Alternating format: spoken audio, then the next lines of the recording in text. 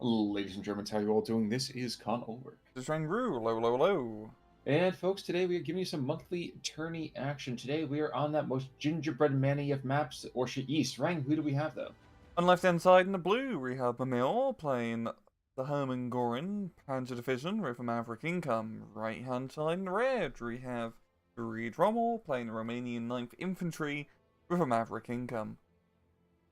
You know, I was looking at this thing and I was thinking to myself, Hermann Goring, Romanians, kind of a weird banger when you think about it. Just all the kind of the Boite equipment over here, especially for the Romanian side. Yeah, it's honestly getting very confusing now of all divisions in game, and each one's like, switching sides, like the Romanians having German equipment. It's just confusing at this point. It's very confusing. Like, I legitimately don't know when we have blue on blue anymore. I don't know when we have red on red. I mean, the only time I can definitely say for sure when two German divisions are fighting and two Soviets are fighting, which actually still continues to happen with a fair amount of regularity. So, but you see up on the northern side, of course, this is Orsha East, which means that those borders are extremely active and the nice even firing lanes. I don't know if we have anybody jungling today, but we definitely have guys in top, mid, and bottom lanes. So. Yeah, everyone's actually pushing on all three flanks, because you usually don't see people try to go too heavy up north, because it is a bit of a choke point and scary to push. But just looking down south here quickly, here we got a whole heap of flamethrower troops here from the mill, and then in the center, it's the static. Well, the kind of, I'm not going to say amusing thing about this, because there's nothing amusing about what's really going on here, but the 233s, which are a lovely bit of power here in the early parts of the match. One of the north took out an anti-tank gun, and then that last round, though, actually saw him get a jammed gun, which really, really breaks, I think, the aggression of you from Mimile. Yeah, the gun serves its purpose, at least. Very much so, and especially with a stroke coming in here as well. So, I think the northern sides is definitely going to go to our Romanian compadres. How about that middle, though? You said it's static, but, I mean, at least we have half-track kind of aggressing, HMG. So you still think that's going to be the case? For a bit, yeah. I don't think either side has enough forces to really make the push. I mean, half-track can push, but, well, there's Panzerschreck, yeah. Panzerschreck, well, Schreck to Panzer, which, I guess half a Panzer, technically. It's a convertible Panzer too, so it's definitely get a bit of extra bob at the dealer. I will tell you, I see what you did there, but we'll leave that for the for the Cast After Dark podcast releasing later this week. Down south, though, we are going to see that we do have M14s really breaking on through to the other side. This is actually, they have the Romanians completely in flight. There is nothing down here to stop this. Yep. I mean, yep. Immediately, anyway. And this is a fantastic push here from the mill, because once again on Orseries, if you can control the southern forest or northern, depending on how you're orienting the map, it is a very easy place to hold, because you have an open road between you and the bad people. You put anti-tank guns here, you pretty much shut down the entire sector of the map. That's true, but one thing we haven't seen is any anti-tank guns being brought on in. There's long last the Pack 38 being brought in, but I think both the AB and the well, Capture Stug over here, it's going to get pretty dicey before it gets better. Yeah, I think honestly Mimile's overextending a little bit. I see what he's trying to do, trying to get into the next forest line, but he just needs to really consolidate. You can try to go for the extra 2 flags by the farm complexes, but unless you have a superior, like, firepower advantage, usually doesn't work. And by superior firepower advantage, I mean long-range tanks, not Italian tanks. Yeah, and you're saying a superior kind of attack here. I was like, no, these are Romanians, not Russians. There's no superiors in this division. And now, oh geez, now with the Romanian infantry coming in, these guys are, again, just crazy. Yeah. What's also crazy is, once again, one of the funny faction split-ups. You have Germans and Italian tanks fighting Romanians and German tanks. It's like, can everybody just get back on the right side here? Yeah. Like, come on. But I will tell you, that Stug, despite the fact that he will be able to kill everything that's up here until that Pack 38 gets unloaded, the infantry's still in the open. It is, and as you can see, well, having machine guns in trees do pretty well at stopping the Romanian infantry from even getting in right close. Actually, I do like where Mimile managed to sneak his one Italian tank. If he just keeps it, yeah, mainly as a defensive line to shoot into the rear of any forward reinforcements, that could work well, but no, he's going Going really for the flank here. And that, I think, is a little bit excessive. Now, how do you stuck over here to the west, so he's in sight of the railroad cut, but not necessarily aggressing too much? I think it's enough to kind of be like, okay, well, there's some infantry down there. Maybe there's this, maybe there's that, and you forget about it. So later on, you can kind of deploy that kind of vehicle weaponry. But yeah, I agree with you. I think he's definitely overextending at this point.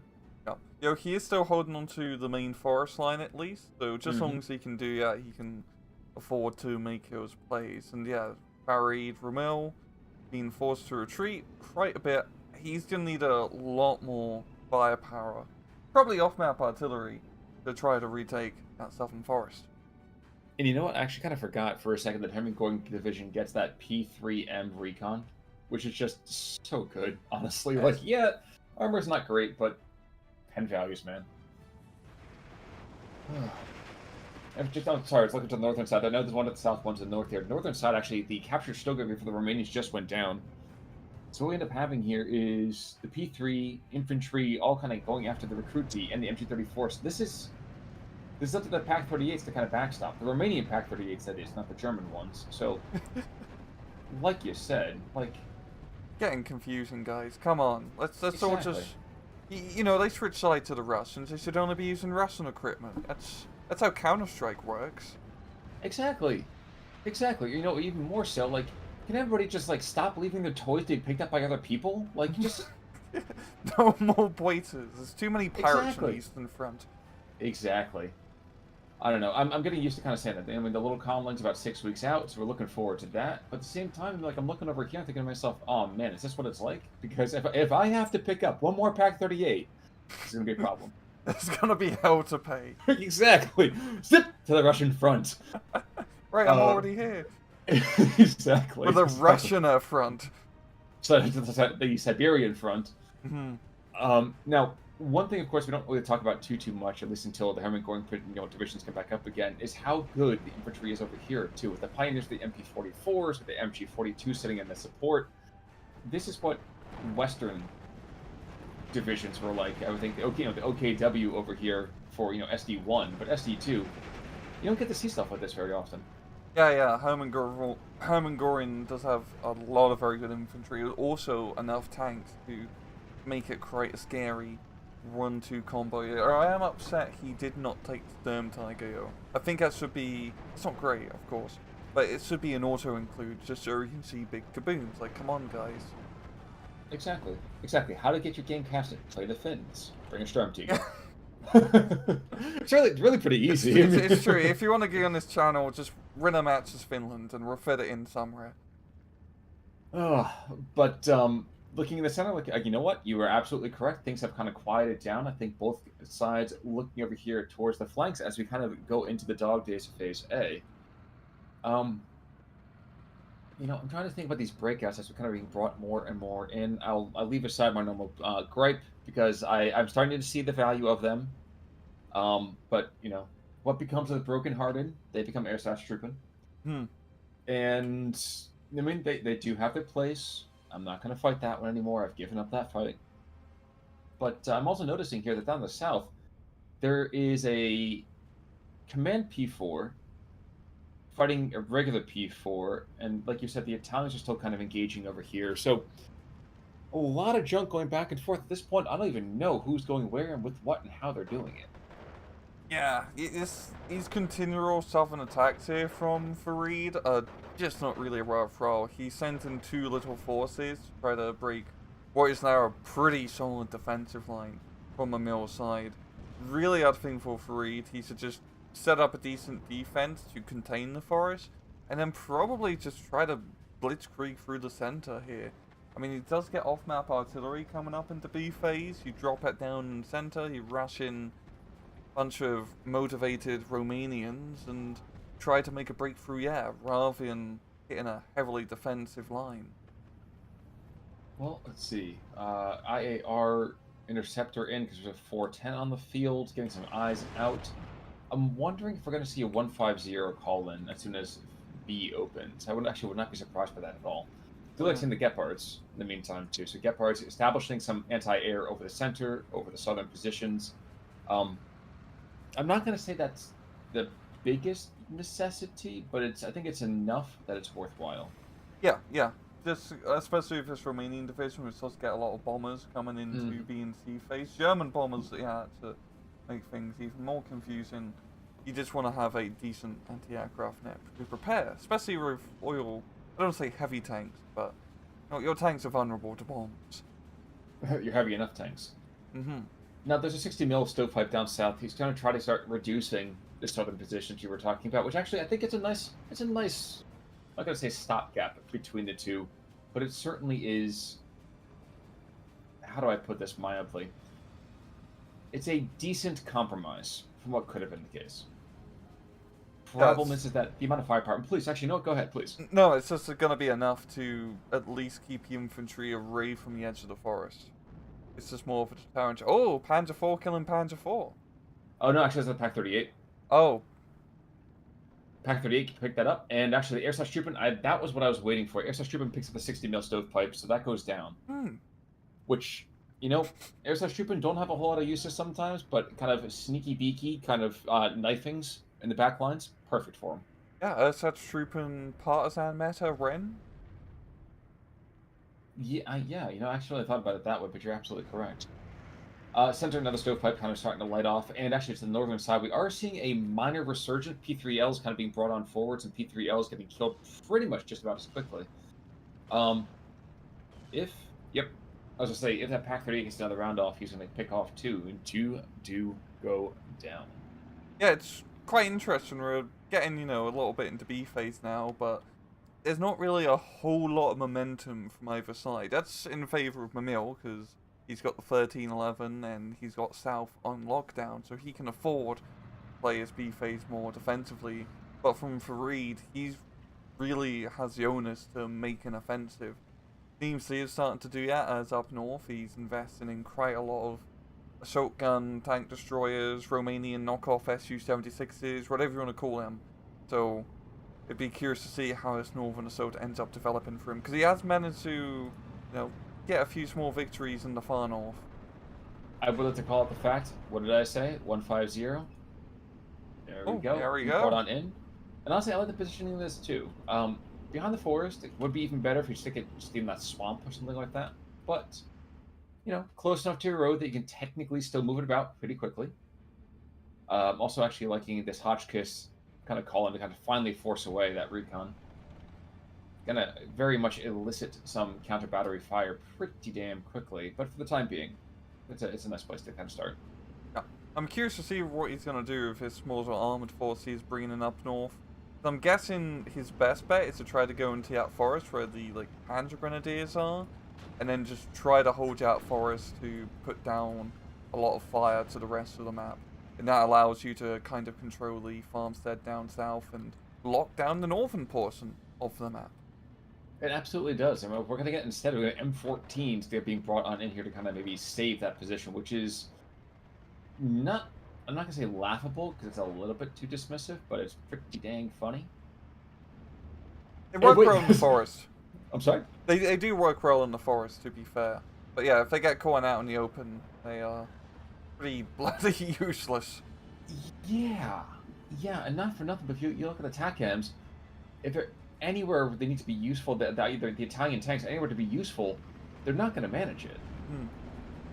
And TACAMS actually has a decent amount of armor. It's not great, but it can survive the 47mm pop gun.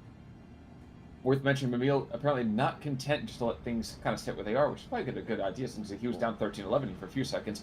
Pushing the center of that town, going to pick up the Romanian infantry and probably going to force back that recon. Just barely out of range of that Panzerfaust. So very, very lucky for him. Yeah, very heavy investment to retake that town, but that's going to be worthwhile because he's very easily going to be able to hold it now. So, yes. Curious to see... Oh, the Ursad's trooping down south, trying to go for the Pack 38, does get the kill. That Partisan Ursad's trooping is proven to be quite a pain here for Farid. Well, he's the camp man. If you click on him, he's definitely the camp man. It's bloody camping. Also worth mentioning, the first shot for the 150, the first barrage, blows up the Hotchkiss, and the second round coming right back on in? No, I thought we were going to see that coming after the 25 mil, but no, he's shifting firepower, looking for that mortar. Yeah, 150, that is a crazy amount of firepower that you need something to deal with. Yep. And I'm thinking just maybe we'll start to see an I-8R strike. I don't think he's unmasked the Gepards to the north just yet. Yeah, he doesn't have a whole lot of heavy artillery on his own side. He has some 120 mils, but those aren't really ideal for counter battery, right? They don't have the radios, if I recall. So, yeah, these 150 should have a pretty easy time just blowing everything up, which they so desire. Well, because they are really quite precise, too. Yeah. I say precise insofar as a shot being fired from 2 kilometers away can be precise. But yeah, still terrifying after a fashion. Yep. And he's going to be able to very easily counter battery all of these 60mm mortars and anti-aircraft pieces, which Farid will be able to bring out. So that's going to give him the arms race advantage, so to speak. The irony is that he doesn't really actually have to worry about air power, which is always one of the most confusing things in the world for me. Whenever I'm like, Hermann Göring, yeah, this makes perfect sense. Not. Or trying to make sense of Hermann Göring's decisions is just going to make one insane. Yes, that's exactly right. Looking up to the top, M14's backstopped by a Hetzer are aggressing in. One does go down already, but I think they'll pick up a Pack 38 for their troubles, which is quite good for them. And maybe, just maybe, they'll be able to get the Venatori Ducati that they do just before he gets really engaged by the TAC camps as well. So, Forrest is going back into Hermann Göring's position. But that's not to say that it's going without loss. Significant loss has been had already. Yeah, this is a very good application of force here from Mimile, because he really can't afford to lose this northern side. If he can just keep hold of that forest to deter Farid from being able to capture it and then locking down the north, just for these, next, 5 minutes or so when B phase income still really matters, he's going to be pretty good, because once you get into the slow and dreadful C phase Maverick for both sides, it really just comes down to war of attrition, and Mimile will set himself up to really take advantage of an attrition war.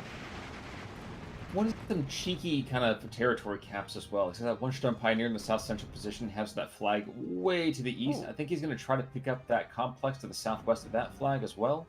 SS Trooper not going to make it though, for obvious reasons.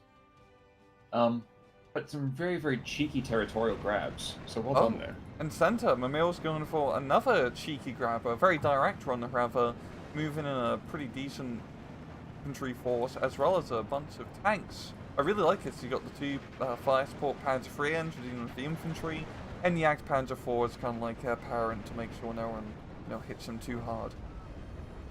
That's true. That's very, very true. And to stop them, we only have, a couple conscripts from the Imperial Guard and no commissars in sight. So they're going to fail their morale checks, and they're going to get thrown on back. Not without loss. I mean, the IAR strike did take out a couple of those pioneers. You can see their remains of those Zippos on the ground. But regardless, that is not a position that's going to hold. No, definitely not.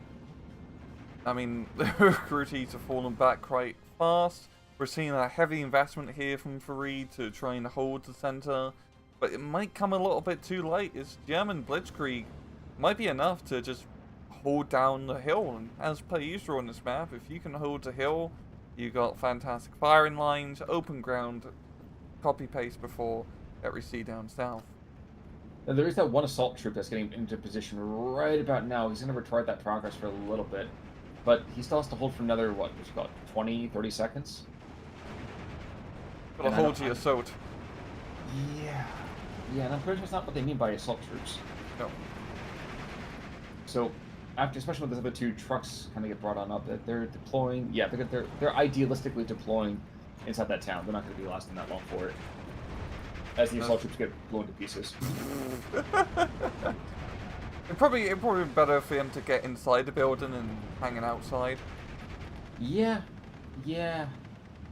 Well, the Venatori Motos, I'll be kind of fascinated to see. Yeah, they're getting picked off one by one. Other squad, did he get a chance to get out before he gets blown apart? Nope, he gets blown apart, and those half squads are already getting abused. Jeez. Yeah, he's gonna pretty much lock down the center easy peasy. Up north, we are seeing Fareed invest quite heavily here. He's managed to trade somewhat good up north, being able to take the farm complex. I guess a farm is a sort of factory, like a biological slow. It's a very inefficient factory. There's a very, very strange thing that just happened there, and that was the sound of a metaphor breaking down in real time, folks. I hope you took note about that. But the P3 push over here in the center, like, I'll be happy to talk about that in the north in just a moment. The P3 push with the SDKF backing that up, I'm getting just whispers. Ooh, there's an artillery strike. That's going to be beautiful. But I'm getting whispers of like a Stuart push for American divisions where they just start squirting out an absurd amount of just machine gun fire. Yeah. I'm really curious to see how his off-map will hit. I mean, if he can hit towards the edge to the right and get all those tanks, that will be quite beneficial. However, he doesn't have a whole lot of troops set up to counterattack immediately to take advantage and push on back into the hill. Because Mimile has a bloody firing line. And Mimile says, dude, this is the game killer push. Look at this. He's got his troops, his attack orders are very optimistic. Oh. I would say he's going to lose the officer, probably the Gepard as well. But he's not content to just stay on the hill. He says, I want it all or nothing at all. Indeed. And for some people, that's a love ballad, but for Mimile, that's his strategy, man. So, honestly, it could work here. He does have the firepower advantage with the Young Panther 4 being alive that can trade effectively with the TACAM R2s. I mean, of course, having the high ground is nice, but if he can secure the forest and the town sector, he's good to go. Yeah, it's just an absurd push. This is the I have giant brass balls push. Like, okay, let me back this up for a second, because I feel like I just kind of made a comment there. I'm sure people out there are going, wait, what is he talking about? There are pushes that you do, and you kind of go and you bulldog it, you bite and you hold. There are pushes that you give at the same time, but you kind of push through and you're like, you know what? I'm trying to make a statement here. I'm saying that you have lost this game, and I want you to tap. No, 100%. It is always like being able to, you gotta have the feeling, because sometimes, as you saw early on down south, if you do like a push, you overextend. But this type of push here is such a massive force. It's like, yeah, I already broke through your first line. You know, let's try the second line. Exactly. Exactly. I mean, look at this. Between the northern front and the southern front, there is, what, 4 kilometers, really, of just practically nothing. There's a couple TACAMs. There's now a 75 mil being brought in. There's assault guns just being abused. Like, kicking puppies abused. Now, probably the best thing here is that 75 mil is engaging those P3s, and it's taking out 1 as we speak. But taking out 1 doesn't mean that the entire flow has been reversed. It's a 15-9. And we're in C phase. So congratulations, good luck getting all this territory back.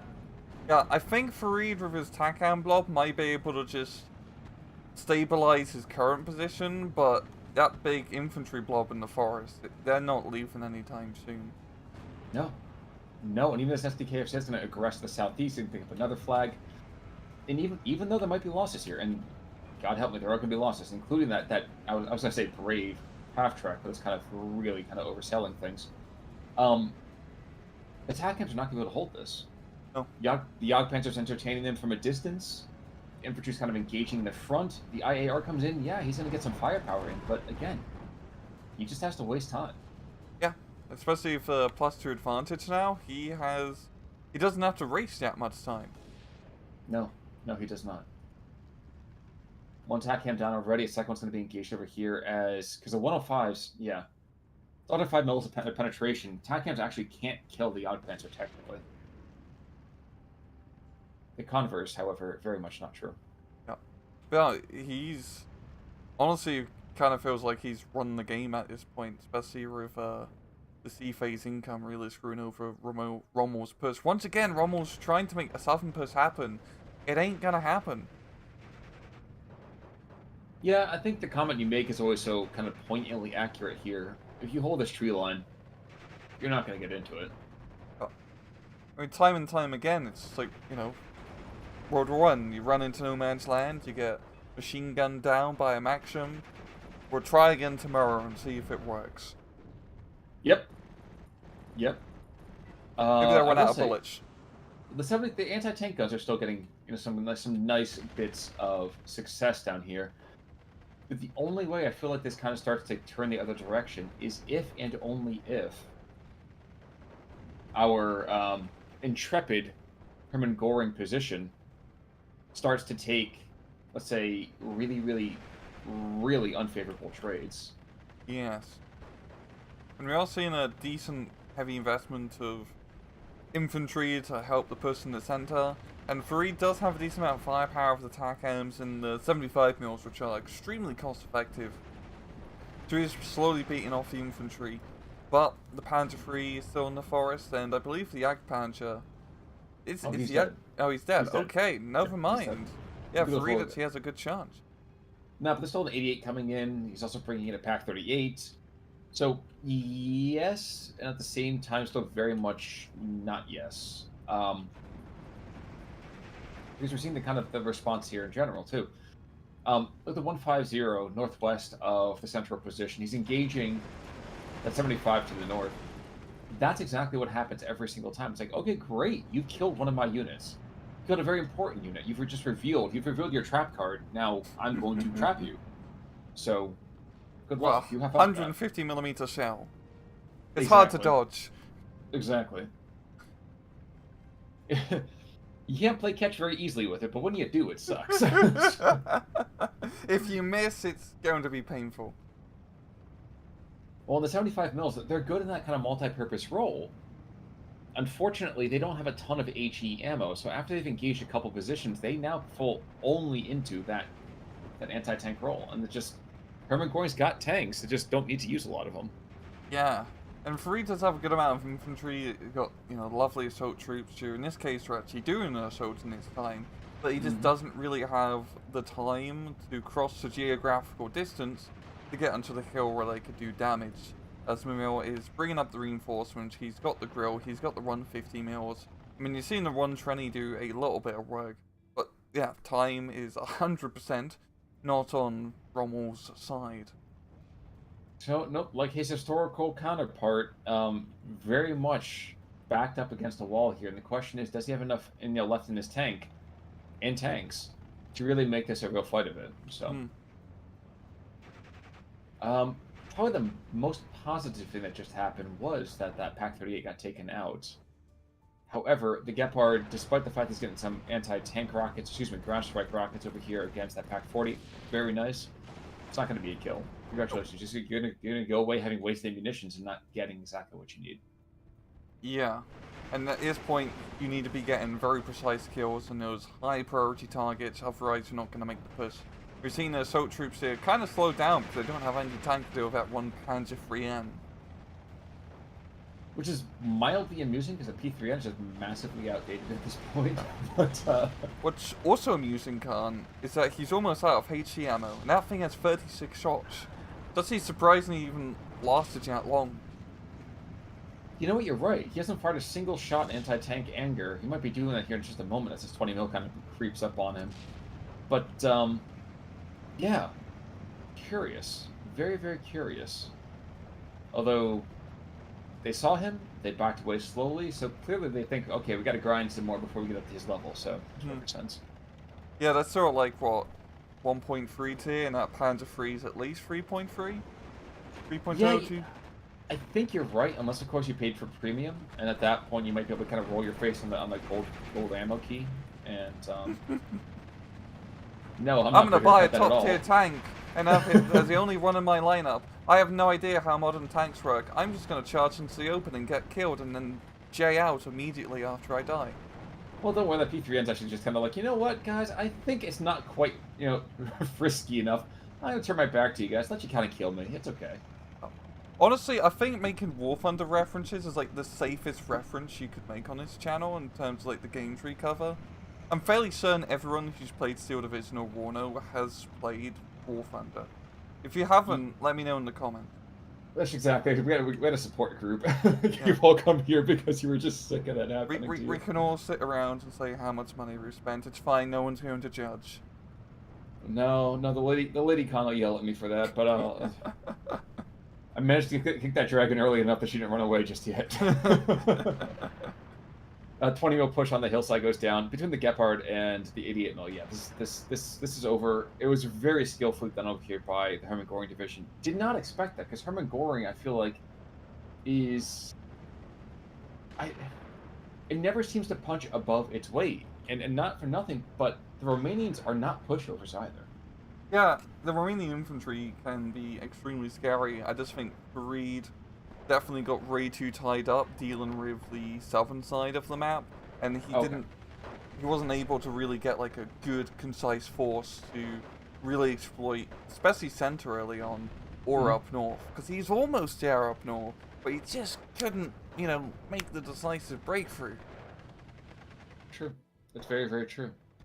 But with all those columns of smoke billowing up into the air, that's the end of it here, guys. After 30 minutes and 40 seconds, we are going to see a victory over here for Mimile over Farid Rommel.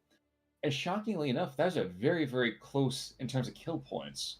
Very close. Yeah, especially considering just what's the territorial gains Mimile managed to take. I think a lot of that was towards the end is Farid managed to trade back a bit more efficiently.